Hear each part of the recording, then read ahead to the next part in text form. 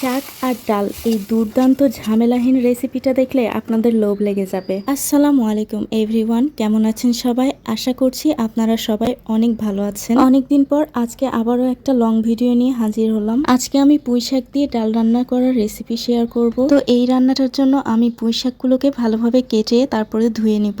এরপর 1 কাপ পরিমাণে মসুর ডাল নিয়ে নিব, এগুলোকেও ভালোভাবে ধুয়ে নিব। এরপর বড় একটা পাতিল নিয়েছি, এখন ধুয়ে রাখা শাকগুলো সবগুলো এখানে দিয়ে দিব। শাক যদি বেশি পরিমাণে হয় তাহলে এরকম বড় একটা পাতিলাতে বসাবেন। সব শাকই কিন্তু ভাজি খেতে ভালো লাগে, কিন্তু আমার পুঁই শাকটা ভাজি খেতে একদমই ভালো লাগে না, এই জন্য আমি ডাল দিয়ে রান্না করে খাই। আমার বাচ্চারাও এটা বেশি পছন্দ করে। সবগুলো শাক দেওয়া হয়ে গেলে এখন ধুয়ে রাখা যে ডালগুলো ছিল এই ডালগুলো এখানে দিয়ে দিব। ডাল দেওয়া হয়ে গেলে এখন কেটে রাখা পেঁয়াজ আর মরিচগুলা দিয়ে দিব। এবার এখানে পরিমাণ মতো কিছুটা হলুদ গুঁড়া দিব, এখন পরিমাণ মতো লবণ, একটু আদা বাটা দিয়ে দিব, এখন কিছুটা সরিষার তেল দিয়ে দিলাম।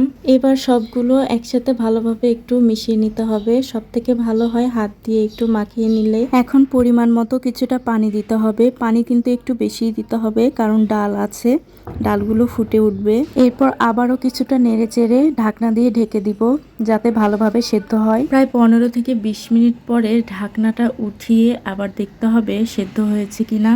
সেদ্ধ হয়ে গিয়েছে, তারপরও আমি একবার নাড়াচাড়া করে ঢাকনা দিয়ে ঢেকে রেখে দিব আর একটু সেদ্ধ করার জন্য, যাতে পানিটাও আরেকটু কমে যায়। বেশি ঝোল ঝোল খেতে ভালো লাগবে না, এই জন্য ডালটা একটু ঘন হলেই ভালো লাগবে।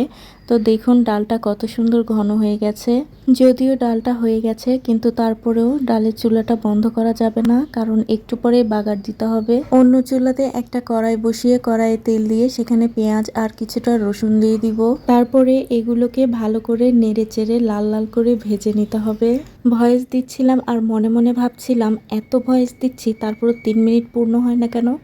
তারপরে ভাবলাম যে মোবাইলের এই এডিট অ্যাপসে মনে হয় ভূত আছে, এত ভয়েস দিচ্ছি তারপরও 3 মিনিট পূর্ণ হয় না। তো যাই হোক, বাগারের মধ্যে 2টা তেজপাতা আর কিছুটা পাঁচফোড়ন দিয়ে দিব। তারপরে ভালো করে নেড়ে চেড়ে আরেকটু ভেজে নিতে হবে। ডাল দিয়ে রান্না করা যে কোনো তরকারিতে যদি বাগার দেওয়া হয় তাহলে তরকারির স্বাদ কিন্তু দ্বিগুণ বেড়ে যায়। পেঁয়াজগুলো অনেকটা লাল লাল হয়ে গিয়েছে, তো আরেকটু লাল লাল করে ভেজে নেব। পেঁয়াজগুলো ভাজা হয়ে গেছে, এবার তরকারিতে ঢেলে দিব।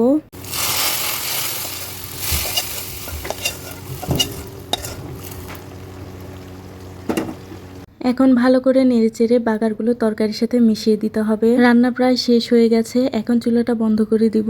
এতক্ষণ ধৈর্য সহকারে আমার এই ভিডিওটি দেখার জন্য আপনাদেরকে অনেক অনেক ধন্যবাদ। সবাই ভালো থাকবেন। আল্লাহ হাফেজ।